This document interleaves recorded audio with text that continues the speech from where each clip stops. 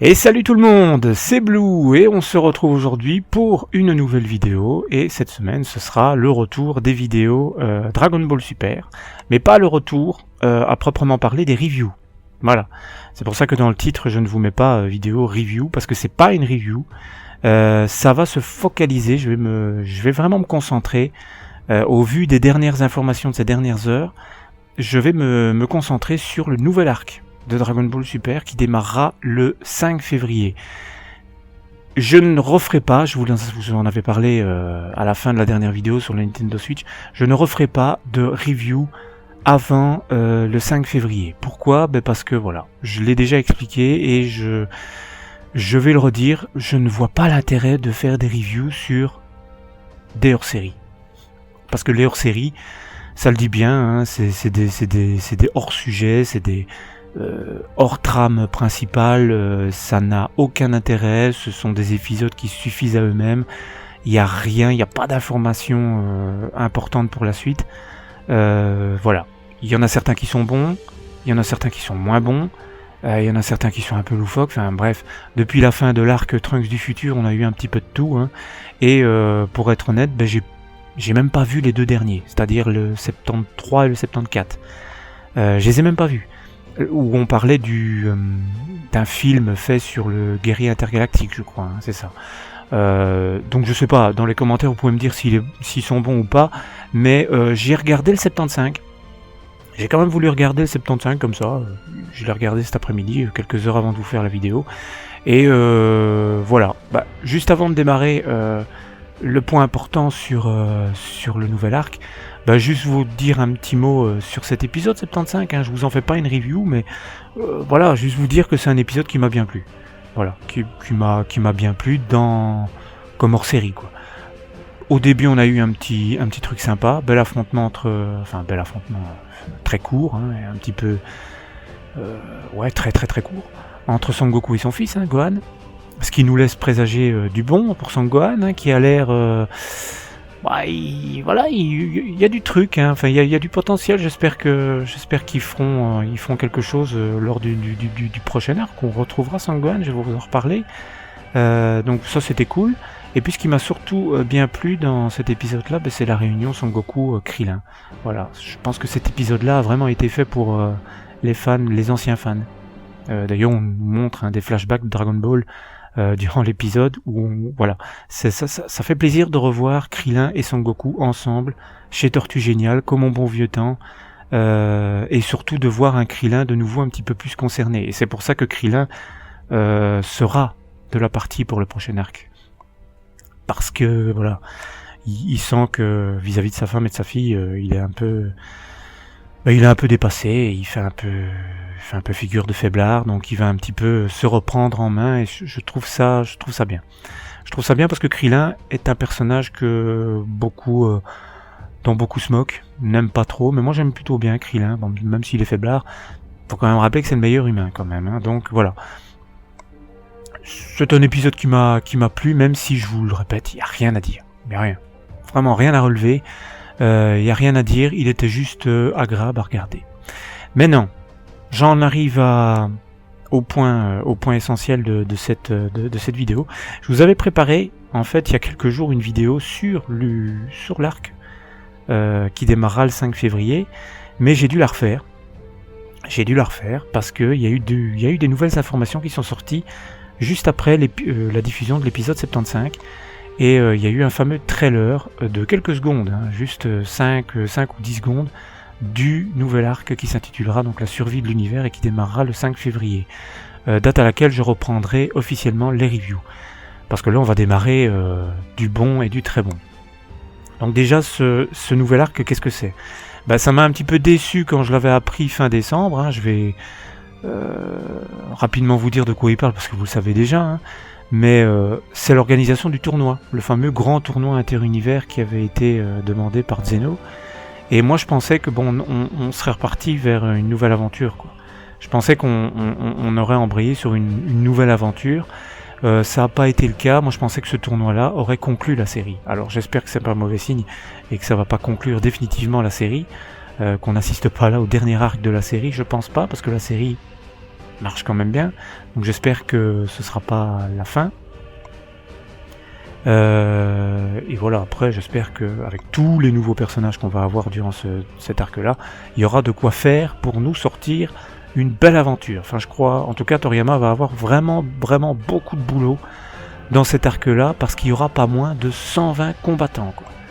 Apparemment 10 combattants par univers. Donc il y a, voilà, c'est quand même vraiment conséquent. Et avant de vous parler, de vous détailler vite fait le trailer, je vais vous parler de l'équipe qui a été officialisée fin du mois de décembre, l'équipe de l'univers 7, et qui comprendra Boubou, Krillin, Son Goku, Vegeta, Tortue Géniale. What the fuck, hein, c'est marrant, ça peut être marrant. Hein. Tortue Géniale, première fois que je l'ai vu, je me suis dit, mais qu'est-ce qu'il fout là? Qu'est-ce qu'il fout là? Il est plus concerné depuis super longtemps, et puis on fout Tortue Géniale. Mais ça peut être cool, imaginez Tortue Géniale contre un autre mentor, contre un autre être qui lui ressemble d'un autre univers, ça peut être cool. Mais à mon avis, il est plutôt là pour foutre de l'humour dans l'arc qu'autre chose. On aura Tenshinhan et Petit Cœur également, et alors on aura Sangohan, donc qui est de retour. Sangohan qui est de retour, avec le petit détail que j'ai remarqué directement, c'est qu'il n'a pas sa mèche. Alors il y en a beaucoup qui avaient parlé à la fin de l'arc Trunks du futur, oh Sangohan est là, il a sa mèche, ça veut dire qu'il est en mode badass. Peut-être, mais en tout cas, notez que sur cette image-là, il n'est pas a priori en mode badass alors. Il n'a pas sa mèche, est-ce que c'est un bon signe ou pas? On va vite le savoir, hein. Je pense que voilà, il sera concerné dans cet arc-là. Ce qui est bien, c'est qu'il est en tenue de combattant, il n'est pas en tenue d'écolière ou de jogger là, comme contre Freezer. C'était complètement ridicule. Je n'aimais pas du tout ce costume vert, là, c'était ridicule. Là, il est vraiment en tenue de combattant, il est vraiment en tenue de guerrier transcendantal comme à la fin de l'arc Boo. Donc ça annonce du bon. Et reste à voir si Toriyama va le casser, va le niquer jusqu'au bout en le ridiculisant encore une fois, ou alors va nous proposer quelque chose de bien mieux. Et enfin, nous proposer le retour du vrai Sangohan. Ça, c'est ce que j'espère. Et alors, 2 autres combattants sont également dans l'équipe. Il s'agit de C18 et de C17. C17 qui fait officiellement son retour depuis la fin de DBZ. Enfin, je dis la fin de DBZ parce que j'ai lu d'intentionnellement DBGT, puisque DBGT n'existe pas pour Dragon Ball Super, donc je l'oublie intentionnellement, et donc ça peut vraiment être pas mal de voir revenir C17 et de voir de quoi il est capable. Et s'il peut apporter quelque chose, et peut-être, pourquoi pas, dans un futur proche, une connerie du style fusion entre la frère et le sœur, entre la sœur et le frère. C'est une connerie, hein, mais c'est le premier truc un petit peu débile qui m'est venu en tête. En tout cas, là, l'important, ce sera de voir de quoi il est capable. Et c'est vraiment bien de le remettre, parce que c'est un personnage que j'aimais bien, même quand il était en mode méchant dans DBZ, c'était un personnage que j'aimais bien. Donc maintenant, il faudra voir. Donc voilà, c'est une belle équipe, hein, Boubou, Krillin, C18, C17, Goku, Vegeta, Gohan, Tortue Géniale, Tenshinhan et Petit Cœur forment donc l'équipe, les 10 combattants de l'univers 7. Maintenant, on va un petit peu voir ce que nous proposent les autres univers pour les dieux de la destruction. Alors, on a les dieux de la destruction, on en a avec Champa et Beerus. Et tous ceux qui nous ont été proposés durant ce trailer, on ne les voit pas tous très bien, mais on pourrait apparemment connaître l'apparence physique de 10 dieux de la destruction. Voilà, donc il en manquerait 2. Mais il y en a un, vous allez le voir, qui est vraiment... On voit rien du tout, donc à mon avis, je dirais plutôt 9, quoi. Donc, déjà, on va regarder un petit peu ensemble les images... Les images de ce trailer. Alors déjà, il y avait un dieu de la destruction qui avait été montré avant ce trailer. On nous avait lâché l'info d'un dieu de la destruction avant de nous présenter plein d'autres dieux de la destruction de différents univers dans le trailer. Et ce premier dieu de la destruction, c'était celui-ci. c'est un personnage qui me fait penser en fait au nain de... C'est le truc qui m'est venu directement. Maintenant, il y en a certains qui disent que ça fait penser à des personnages d'Astérix, mais moi, ça m'a fait directement penser au nain dans Le Seigneur des Anneaux. Voilà, c'est un espèce de gnome, un espèce de nain, le dieu de la destruction, donc un petit trapu accompagné de son ange. Alors l'ange, pour cet univers-ci, je trouve pas qu'ils se sont fort foulés, parce que c'est vraiment un ange, on dirait Vados, avec les cheveux courts. Donc à mon avis, ici, on a peut-être droit à un ange qui est un homme, qui ressemble à Vados, mais avec les cheveux courts, et à mon avis c'est un homme. À mon avis, c'est un homme. Donc voilà. Rien à dire pour ce dieu de la destruction là, faudra voir de quoi il est capable, mais il a l'air un peu... bon, il n'a pas l'air très gentil, hein, comme ça, mais faudra voir. Ensuite, dans le trailer, qu'est-ce qu'on nous montre ? On nous montre donc déjà cette première image que je vous montre, et on aurait la première déesse de la destruction. Apparemment, on nous montre que des mecs, mais pour la première fois, on aurait une déesse de la destruction, et elle a l'air vraiment stylée, vraiment pas mal, tout comme son ange d'ailleurs. C'est une déesse de la destruction qui ressemble à une déesse égyptienne. Ça, on peut clairement le dire. On voit clairement que Toriyama est vraiment branché mythologie égyptienne. Après Beerus, on a voilà, cette déesse de la destruction qui ressemble à Cléopâtre. Et je trouve que c'est vraiment beau, c'est vraiment bien. Maintenant, il faudra voir ses capacités, mais c'est vraiment, vraiment bien. De là, de ce qu'on peut voir sur l'image, apparemment c'est une femme. Hein. Mais non, peut-être pas, mais apparemment, vous voyez, le physique très mince, les traits d'une femme. Donc je pense que c'est une femme et que ce sera voilà une princesse un petit peu égyptienne. Comme ça, j'ai hâte de voir son nom pour voir si elle est liée un petit peu à la mythologie égyptienne. Voilà, donc là on peut voir, on ne connaît pas son univers, on ne sait pas de quel univers elle vient, donc on peut voir à chaque fois, on verra un Kaioshin, un dieu de la destruction et son ange. Donc là on a le Kaioshin, la déesse de la destruction et son ange de l'univers, on ne sait pas. Ensuite à côté, alors gauche, on a un Kaioshin qui ressemble très fort à Shin. On a un ange qui pour la première fois est totalement différent des autres qu'on a pu voir jusqu'à maintenant, c'est-à-dire qu'il est petit et gros. Et je me demande d'ailleurs, enfin sur l'image que je vous propose, on voit pas bien sa tête, mais je me demande si c'est pas une femme. Oui, c'est une femme, je crois. Voilà, et alors le plus what the fuck des dieux de la destruction jusqu'à maintenant, ben, c'est lui, hein, c'est ce petit être poilu là, on dirait une peluche, hein. Enfin c'est un peu bizarre. Il est complètement poilu et je ne vois pas trop. Enfin ça a l'air un peu bizarre après le gnome, enfin après le nain, on a lui, donc voilà. Mais enfin il faut se méfier, hein. On sait très bien qu'avec Toriyama, on a des personnages what the fuck un petit peu hors norme et puis finalement ils nous impressionnent. Donc voilà. Alors ensuite on a et ça c'était tout à leur droite par rapport à ces deux dieux de la destruction là, on a alors lui c'est celui qui me rebute le plus, hein, et je pense que je suis pas le seul, c'est la vache quoi, c'est un espèce de monstre, ouais c'est un espèce de monstre, hein. On a un Kaioshin, mais on les voit pas bien en même temps, on voit vraiment pas bien. Le Kaioshin et l'ange on les voit vraiment pas.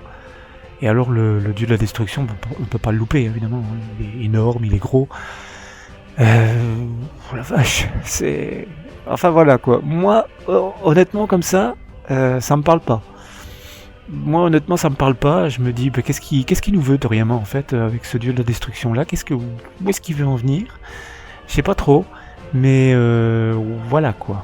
Next, hein, voilà. Et alors à côté de lui, il m'avait échappé en fait au début, il a fallu que je regarde plusieurs fois les images, mais en fait à la droite de cette espèce de monstre verdâtre, on a un autre dieu de la destruction, mais il m'a fallu bien regarder pour me rendre compte qu'il y en avait un en fait, parce qu'on voit l'ange, on voit le Kaioshin, mais je voyais pas le dieu de la destruction, je me dis c'est quoi, et puis au milieu, vous pouvez voir, si vous regardez vraiment bien, mais sur les images que je vous propose, peut-être que ça sera pas tout à fait net, il y a un dieu de la destruction apparemment, hein, mais il est tout petit, il est vraiment tout petit, et il sera peut-être de cette manière-là lié avec le colosse verdâtre à côté, hein, puisqu'on sait que Toriyama aime bien les contraires. Non mais apparemment c'est un dieu de la destruction, hein, mais il est vraiment tout petit, il est tellement petit qu'on ne le voit pas du tout, donc je saurais même pas vous dire du tout à quoi il ressemble. Donc voilà, faudra voir. Ensuite, on a, photo suivante, on a, évidemment, Champa, Vados et le Kaioshin de son univers, l'univers 6, ça on le sait. Donc on passe, et à côté de lui, à leur gauche, on a l'univers 10. À quoi est-ce qu'on voit qu'on est à l'univers 10 ? Eh bien évidemment Gowasu. On a Gowasu qui est là, à côté de son dieu de la destruction et de son ange. Alors, si l'ange a l'air tout mimi, tout plein, et on voit que c'est une femme, forcément, le dieu de la destruction au milieu, il est spécial. Et depuis le début, on ne sait pas trop où se dirige Toriyama, mais j'ai l'impression qu'il sait... Est-ce que Toriyama aurait créé tous ces personnages sous l'effet de l'alcool, ou alors il s'est dit je vais partir... parce que là, franchement, c'est un éléphant rose, quoi. C'est un éléphant rose. Donc vous n'avez pas bu, vous n'avez pas picolé, c'est bien l'éléphant rose qu'on a là, c'est un dieu de la destruction, voilà, c'est un éléphant. Je ne sais pas si Toriyama va nous faire tout le zoo, mais je pense qu'on est bien parti, puisque juste à côté, donc voilà, je me moque pas, mais c'est un peu marrant, un éléphant rose, c'est marrant, et juste à leur gauche, on a donc comme, voilà, toujours un Kaioshin et un ange, et on a un dieu de la destruction, c'est de nouveau un animal, c'est un loup ou un renard. Je pense que de là on ne le voit pas bien, ça peut être un loup comme ça peut être un renard, mais je sais pas. Je sais pas trop, mais c'est celui qui me paraît le plus stylé jusqu'à maintenant. Il est vraiment pas mal, et on ne sait toujours pas de quel univers il provient, quoi. Voilà. Et pour terminer, le dernier qu'on connaît jusqu'à maintenant, donc apparemment après tous ceux que je vous ai cités, on doit normalement en connaître 10. Mais j'ai plutôt tendance à dire 9 parce que le tout petit jaune là, on le voit pas. On voit pas trop à quoi il ressemble, mais on sait qu'apparemment il est très petit. Donc avec tout cela, apparemment on en connaît 10 et il nous en manquerait 2. Et le 10e et dernier qu'on nous propose, il est what the fuck aussi, hein. Et il me fait directement penser à un personnage de One Piece. Pour ceux qui connaissent, c'est Baggy le clown. Effectivement, là c'est tout à fait Baggy le clown. Donc je me demande si c'est pas un clin d'œil de Toriyama à One Piece, hein, puisqu'on le sait que Toriyama affectionne le créateur de One Piece, et qu'il avait même dans le film et même dans la série, je pense, quand Krillin recevait un appel, et ben c'était la sonnerie, c'était le générique de One Piece. Donc ce serait pas impossible que ce soit un nouveau clin d'œil à la série, à One Piece. Et là c'est l'univers qui a l'air le plus mystérieux, parce que d'une part on a un clown qui à mon avis n'est pas là pour rigoler, on a un ange qui est absolument charmant, une ange qui est absolument charmante, hein, toute mimi également, on a un Kaioshin assez banal, et alors le personnage le plus mystérieux du trailer, c'est lui, quoi, c'est à la gauche. Tous les univers sont à 3, et eux ils sont à 4, il y a un personnage qui ne devrait pas être là normalement, on ne sait pas qui il est, encapuchonné, tout vêtu de noir et avec des gants blancs, on entreaperçoit une peau blanche, mais on ne sait pas du tout qui il est, donc à mon avis il n'est pas là pour rien, et il aura son rôle à jouer, ça certainement, ça c'est une certitude. Voilà, je pense que j'ai tout dit par rapport au dieu de la destruction. Ouais, donc en ce qui concerne les dieux de la destruction, j'ai tout dit. Maintenant on va passer au niveau des combattants. Alors au niveau des combattants dans ce trailer là, on en a 3 qui ont été montrés, 2 qui sont assez banals et à mon avis qui n'auront pas beaucoup d'importance, et un autre qui a donné la hype de fou à beaucoup de fans ces dernières heures, parce que tout simplement voilà, c'est top et ça annonce énormément de choses pour la suite, et ce qui nous montre que finalement cet arc là n'est pas là pour faire joli, mais qu'il est là à mon avis pour annoncer pas mal de choses. Donc dans un premier temps on a cette image de Vegeta qui affronte une femme, hein, une femme enrobée, un personnage féminin enrobé qui ressemble à un espèce de bouffon, un espèce de clown, une espèce de robot, on sait pas trop ce que c'est, mais voilà quoi, à son design on repère tout de suite que c'est pas un personnage qui va être super important, hein. C'est un peu comme, si je me souviens bien, comme Botamo dans l'univers 6, voilà quoi. Et puis on peut voir Son Goku affronter un loup. Alors là ça m'a fait penser à la technique de Yamcha, et ça m'a fait penser, est-ce que ce loup fait partie de l'univers du dieu de la destruction qui ressemble à un loup ou un renard. Est-ce que finalement l'univers du loup et du renard ne serait pas composé que d'habitants qui ressemblent à ça? C'est possible. C'est possible, mais ça on le saura après. Et ensuite, là on a le truc le plus beau du trailer, hein, celui qui a réveillé tous les fans, moi en premier. C'est l'apparition de ce qu'on croyait dans les premières secondes de Broly, mais en fait c'est pas du tout Broly, hein. C'est pas du tout Broly, c'est en fait une jeune fille. C'est une jeune fille, et ça je trouve ça très bien, parce que c'est la première fois dans l'animé, en tout cas c'est la première fois. On avait déjà eu un truc de ce style là dans le fan manga Dragon Ball Multiverse avec Bra, mais je pense que dans l'animé on n'a jamais eu le cas. C'est la transformation d'un personnage féminin en Super Saiyan. Et là non seulement c'est même pas Super Saiyan, c'est Super Saiyan légendaire, quoi. C'est Super Saiyan légendaire, donc là on a affaire à une fille en fait, qui fait partie d'un univers, je ne sais pas du tout lequel, mais qui serait a priori la Super Saiyan légendaire de son univers. Voilà. Donc on peut clairement voir que c'est une femme, hein, puisqu'on peut voir qu'elle a des lolos sur une des images. Donc c'est bien elle, hein. On voit sa transformation. Je vous mets 2 ou 3 images là pour montrer bien que c'est elle, hein, pour bien montrer sa transformation. Et voilà, ben ça c'est génial, quoi. C'est super de nous mettre pour la toute première fois, on a un Saiyan légendaire dans la série. Est-ce que ça veut dire que Broly pourrait apparaître dans un futur proche?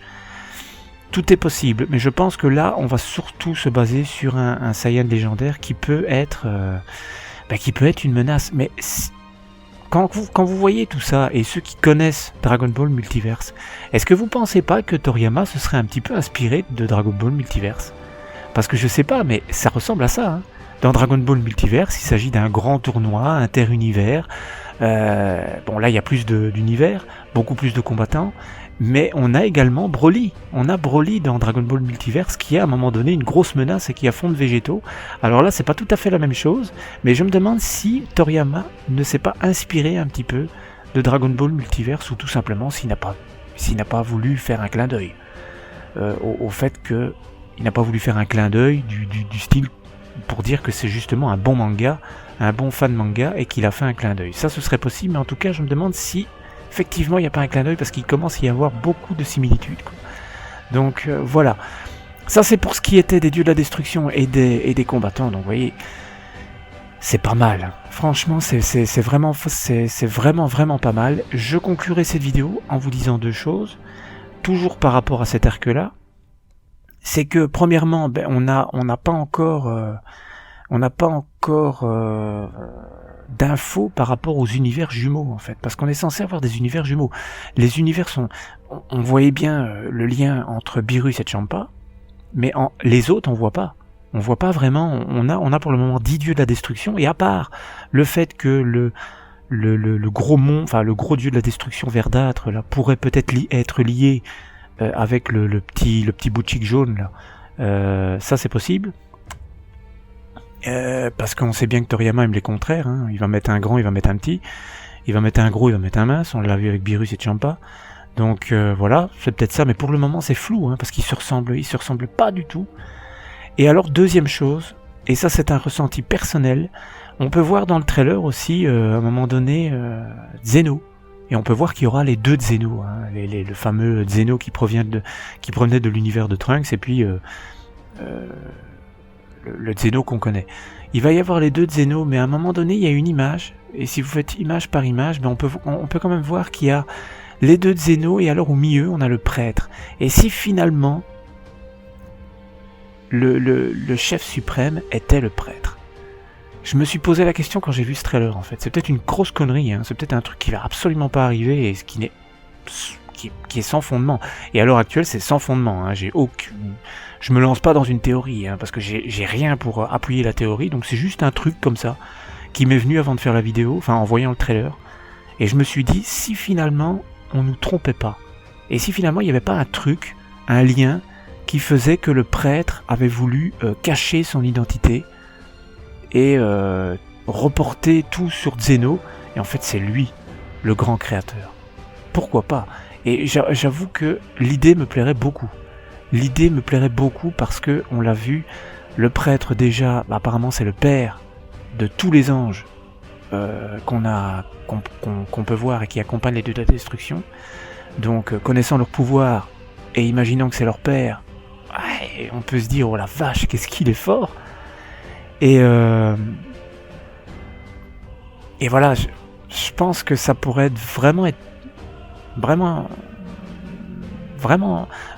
pas mal de faire en sorte que finalement c'est lui le voilà, et que Xeno n'était qu'une diversion.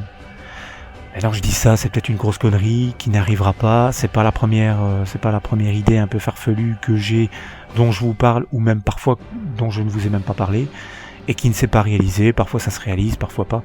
Voilà, c'est pas une théorie, je vous dis, puisque ça se fonde sur rien du tout. Mais ça serait pas mal. Ça serait pas mal parce que moi depuis le début, il y a rien à faire. Xeno, à moins qu'il ait un changement machin, j'ai un petit peu de mal avec Xeno quand même, j'avoue. Voilà. Sur ce, je pense que j'ai tout dit. La vidéo fait combien ? Fait 25 minutes. C'est déjà beaucoup trop. Mais je pense qu'il était important de faire un petit point, puisque je vous l'avais pas fait au mois de décembre. C'était important de faire un point sur cet arc-là, qui a l'air vraiment immense, et qu'il le sera. Il le sera, et à mon avis, il ne fera pas 20 épisodes comme l'arc de Trunks du futur, puisque imaginez un petit peu qu'il y a quand même 120 combattants, qu'il y a 12 dieux de la destruction, il y a énormément de choses, vraiment beaucoup de choses dont il faudra parler dans cet arc-là, qu'il faudra découvrir, et ça a vraiment l'air l'air bon, quoi. Il y a ce personnage mystérieux qui accompagne un dieu de la destruction, là, l'encapuchonné. Il y a cette Super Saiyan légendaire. C'est énorme. Est-ce qu'elle est plus forte que Broly ? Est-ce qu'elle est aussi forte ? Qu'est-ce qu'elle va apporter ? Est-ce que ça va être est-ce que ça va être une menace qui va être à un moment donné lâchée ? Parce que on sait très bien qu'à Super Saiyan légendaire, quand ça commence à se transformer, ça ne se contrôle plus. Donc j'imagine mal un Super Saiyan légendaire participer vraiment à un tournoi. Elle va vouloir tout péter. Je veux dire, en transformation, elle va vouloir tout péter. À moins qu'elle maîtrise sa transformation, chose qui n'était pas le cas dans les eaux avec Broly. Voilà. Donc il y a vraiment beaucoup de choses à voir. Et je dois avouer que même si le design des dieux de la destruction est un peu what the fuck, un petit peu débile parfois, hein, l'éléphant rose, et ben je me dis que ça a l'air bon. Ça a l'air pas mal, et je pense que on est parti vers un bon truc. Même si à la base je voulais pas un tournoi, même si à la base je voulais une aventure, on peut pas rester insensible quand on voit autant de trucs, et encore c'est que le début, quoi. C'est qu'un petit trailer qui nous dévoile rien du tout pour le moment, et qui nous dévoile rien du tout de l'intrigue. Et si ça tombe, on n'aura pas qu'un tournoi, on aura un tournoi qui va déboucher sur une aventure plus grande, quoi. Donc voilà. Attendons de voir. En tout cas, dès qu'il y a des infos supplémentaires, je vous referai une vidéo. S'il n'y en a pas, vous le savez déjà, les reviews seront de retour le 5 février. Et sur ce, je vous dis à bientôt pour une prochaine vidéo, et dans les commentaires, donnez-moi comme d'habitude vos avis. Salut tout le monde!